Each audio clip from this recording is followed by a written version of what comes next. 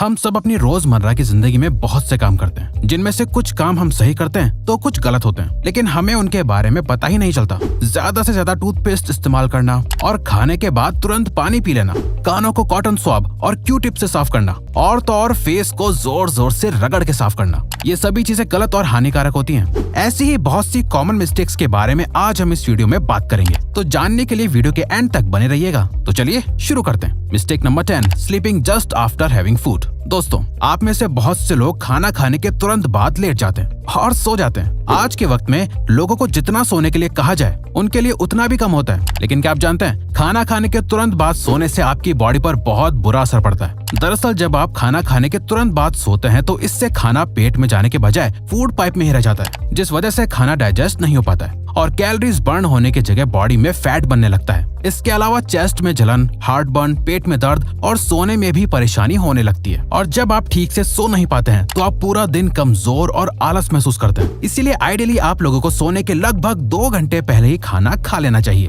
और तो और खाना खाने के बाद आपको थोड़ा घूम भी लेना चाहिए, जिससे खाना जल्दी डाइजेस्ट हो पाए। Mistake number 9, sharing makeup brushes and razors. Sharing is caring वाला कोट तो आप लोगों ने बहुत बार सुना होगा, लेकिन हर चीज को शेयर करना आपके लिए बहुत नुकसानदायक साबित हो सकता है। जैसे लोग अक्सर एक दूसरे के मेकअप इस्तेमाल कर लेते हैं, लेकिन क्या आप जानते हैं ऐसा करने से आपको अलग अलग इन्फेक्शंस हो सकते हैं। असल में दोस्तों, हमने आपको पहले भी एक वीडियो में बताया था कि फेस और आईलैशेस पर पैरासाइट्स होते हैं, और जब आप एक दूसरे का मेकअप इस्तेमाल करते हैं तो ये पैरासाइट्स आपकी आंखों और फेस के अंदर जाकर इन्फेक्शन कर सकते हैं, जिससे आपको बहुत सी सीरियस प्रॉब्लम्स हो सकती हैं।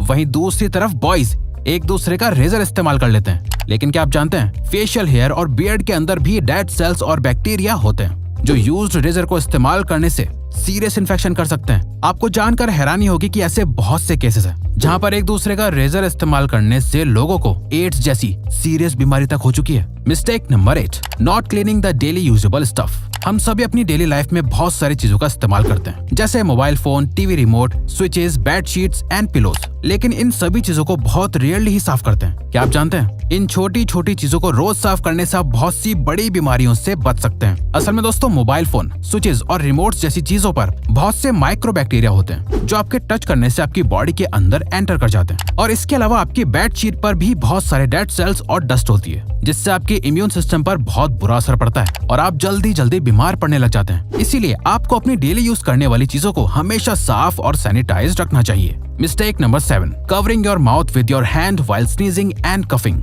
आपने अक्सर लोगों को कहते हुए सुना होगा कि खांसते और छींकते वक्त हमेशा अपने फेस को ढक लेना चाहिए, लेकिन क्या आपको फेस को सही ढंग से ढकने का तरीका पता है? दोस्तों, आपको कभी भी खांसते और छींकते वक्त अपने हाथों से फेस को कवर नहीं करना चाहिए। असल में दोस्तों, जब आप खांसते या छींकते हैं तो बहुत से जर्म्स आपकी बॉडी से बाहर निकल जाते हैं, और जब आप इस दौरान फेस को हाथों से कवर कर लेते हैं तो वो हार्मफुल जर्म्स आपके हाथों पर आ जाते हैं। तो जाने अनजाने में वो जर्म्स आपके हाथों से वापस आपके शरीर में एंटर कर जाते हैं। इसीलिए दोस्तों, आपको हमेशा खांसते और छींकते वक्त हाथों की जगह एक साफ टिश्यू पेपर का इस्तेमाल करना चाहिए, जिससे आप तुरंत डिस्पोज कर सकें। एक बार इस्तेमाल करे हुए टिश्यू को भी आपको बार बार इस्तेमाल नहीं करना चाहिए। मिस्टेक नंबर 6, आज के मॉडर्न जमाने में बड़े नेल्स रखना और उन पर आर्ट करवाना फैशन बन गया है। इसके साथ साथ ही कुछ लोग ऐसे भी होते हैं जो अपने नेल्स को दांतों से चबा लेते हैं। लेकिन दोस्तों, क्या आप जानते हैं नेल्स को काटने के बाद जितना इम्पोर्टेंट हाथों को धोना होता है, उतना ही इम्पोर्टेंट नेल्स को ट्रिम करना भी होता है। असल में दोस्तों, नेल्स में एक गुलाबी हिस्सा होता है जिसमें बहुत सी नर्व्स होती हैं, और साथ ही ये नर्व्स बहुत सेंसिटिव होती हैं, और जब ये नर्व किसी हार्ड सरफेस के टच में आती हैं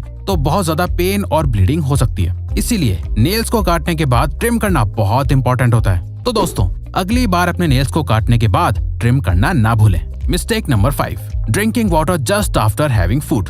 आजकल लोग खाना कम खाते हैं और पानी ज्यादा पीते हैं, लेकिन क्या आपको पता है ऐसा करना आपके इम्यून और डाइजेस्टिव सिस्टम के लिए बहुत खतरनाक हो सकता है। चलिए हम आपको बताते हैं। असल में खाना खाने के तुरंत बाद पानी पीने से डाइजेस्टिव सिस्टम पर बहुत बुरा असर पड़ता है। दरअसल जब आप खाना खाते हैं तो उसके तुरंत बाद ही आपके पेट में हाइड्रोक्लोराइड एसिड और इसके ही जैसे दूसरे एसिड्स बनने लगते हैं, जो फूड को डाइजेस्ट करने में मदद करते हैं। और जब आप इस दौरान पानी पी लेते हैं तो इन एसिड्स में पानी मिल जाता है, जिससे एसिड्स की इंटेंसिटी कम हो जाती है और खाना पूरी तरह से डाइजेस्ट नहीं हो पाता है, जिससे अल्टीमेटली पूरा डाइजेस्टिव सिस्टम बिगड़ जाता है। इसीलिए आपको खाना खाने के बाद पानी नहीं पीना चाहिए, लेकिन अगर आप चाहें तो खाना खाने के बाद 1 या 2 घूंट पानी पी सकते हैं, पर उससे ज्यादा पानी खतरनाक हो सकता है। Mistake number 4, neglecting intimate hygiene. बात जब पर्सनल और इंटीमेट हाइजीन की आती है तो मेल और फीमेल दोनों ही इसे इतनी इंपॉर्टेंस नहीं देते हैं जितनी वो अपने बाकी बॉडी पार्ट्स को देते हैं। दोस्तों, बॉडी के बाकी हिस्सों की तरह आप लोगों को अपने इंटीमेट एरिया को भी रेगुलरली क्लीन और ग्रूम करना चाहिए, लेकिन इसके साथ साथ आपको ये भी ध्यान रखना चाहिए कि आप इसके लिए सही प्रोडक्ट्स को ही इस्तेमाल करें। असल में नॉर्मल सोप्स में बहुत से हार्श केमिकल्स होते हैं जो आपके इंटीमेट एरिया में इरिटेशन और इन्फेक्शन कर सकते हैं और नेचुरल बैक्टीरियल बैलेंस को डिस्टर्ब कर सकते हैं। इसीलिए आपको इंटीमेट एरिया के लिए